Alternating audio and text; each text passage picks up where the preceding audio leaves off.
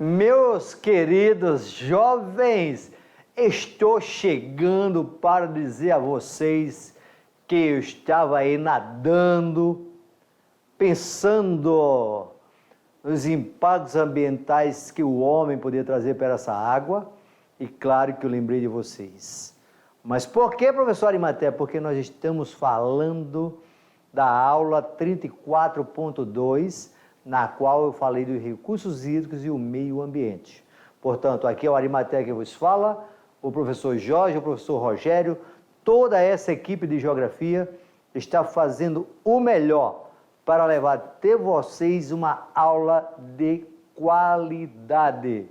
E quando nós falamos de aula de qualidade, nós estamos falando de que entender a questão hídrica do mundo é entender que você tem de estar relacionando, tá, essa água toda com o nosso cotidiano, tá?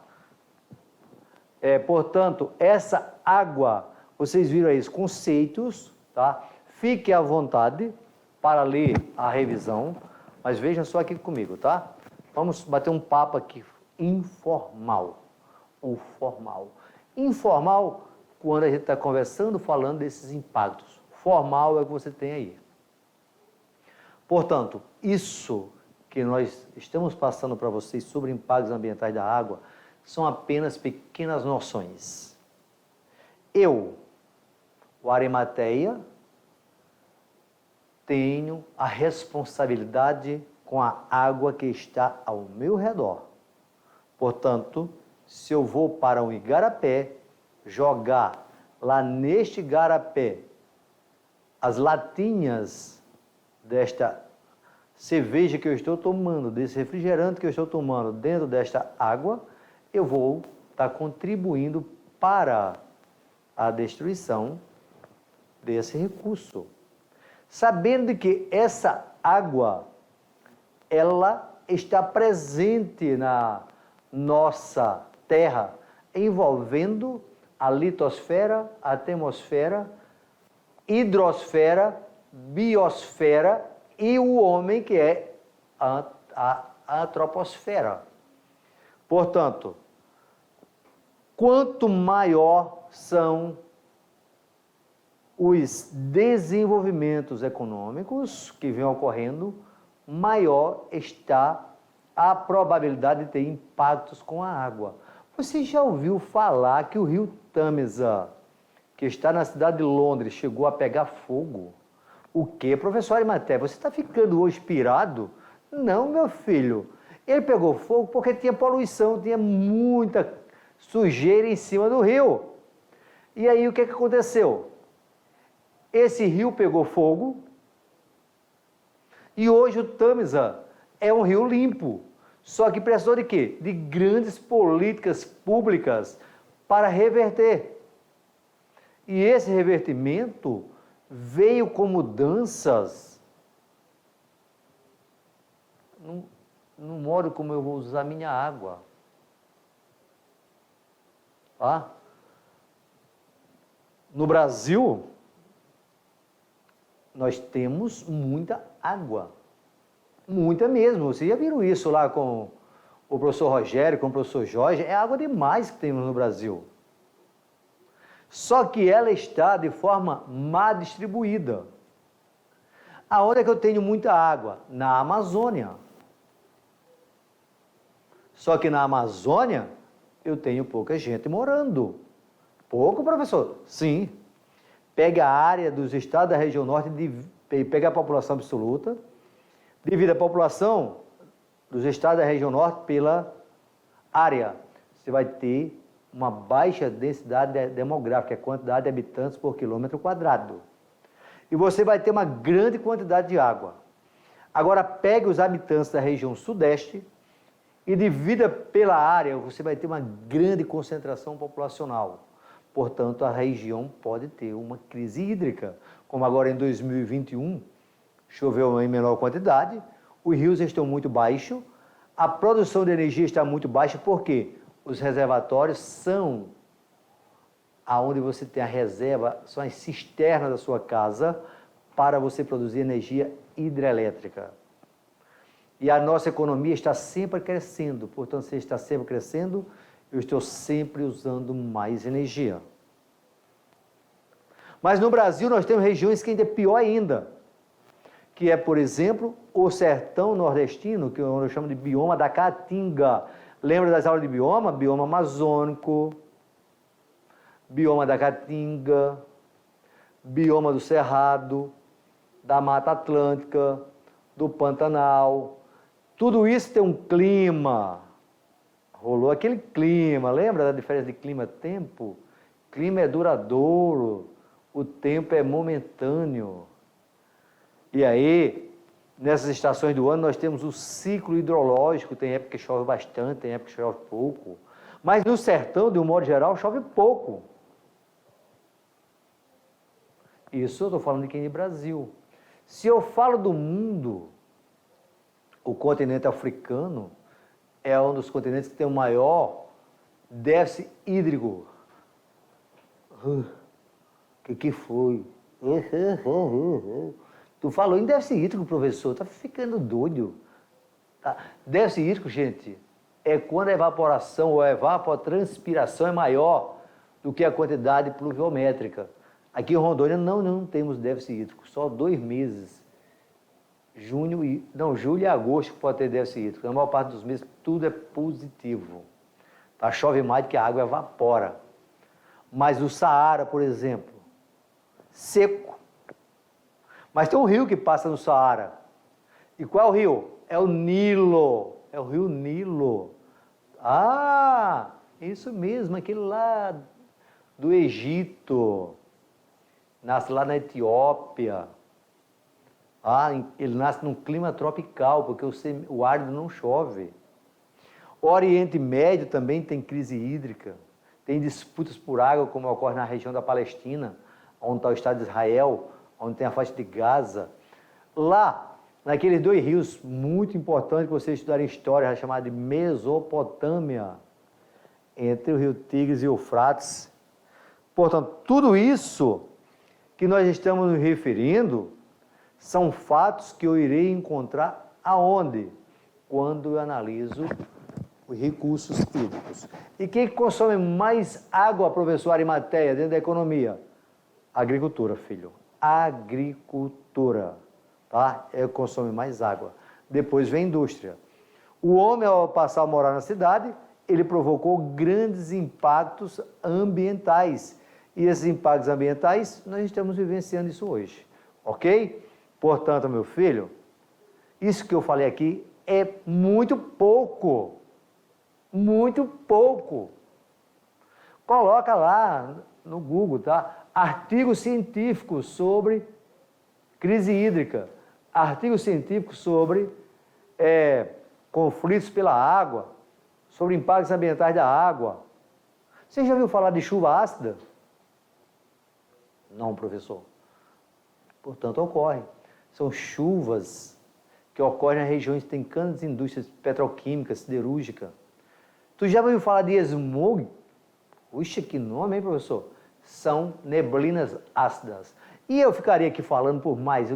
Tá louco, tomei água de chocalho. Mas chegou o momento de você fazer sua atividade. Vem comigo e faz sua atividade, meu cara, meu chegado. Alô, meus queridos jovens. Faz a atividade que eu volto em 1 minuto, hein? Vou te esperar.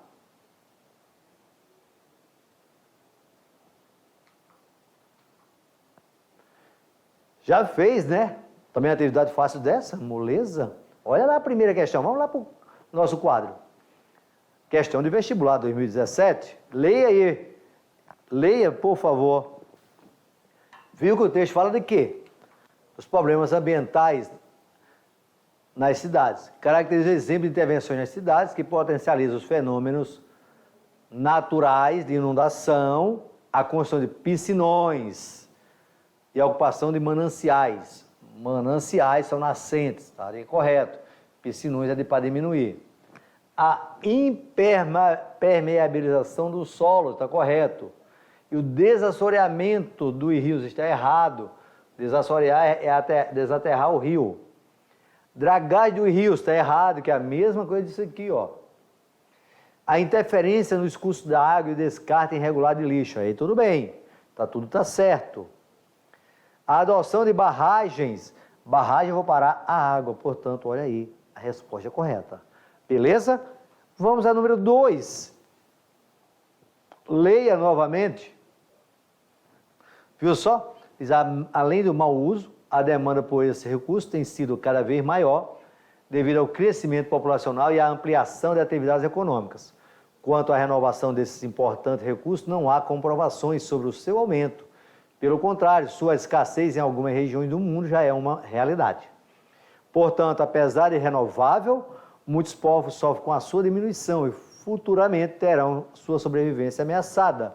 A afirmação revela a preocupação com a escassez de quê? Meu filho, eu não falei que era fácil? Portanto, essa questão, o cara só erra se for doido. Porque nós estamos falando de quê? De água, professor. Isso mesmo, filho. Não tenho o que explicar. A 3 diz, a água constitui um elemento fundamental para o desenvolvimento da vida no nosso planeta. Com relação a esse elemento, a alternativa correta. A água do planeta está sendo comprometida pela poluição doméstica, industrial e agrícola, e pelos desequilíbrios ambientais resultantes do desmatamento e do uso intensivo indevido do solo. Tem tudo para estar correta, tá? B. Desvio de água para projetos de irrigação, construção de hidrelétrica, consumo excessivo, desmatamento e poluição. Tem contribuído para a redução de conflitos. Tem contribuído para a redução, não, para aumentar. A água tem sido utilizada para a geração de energia elétrica, certo?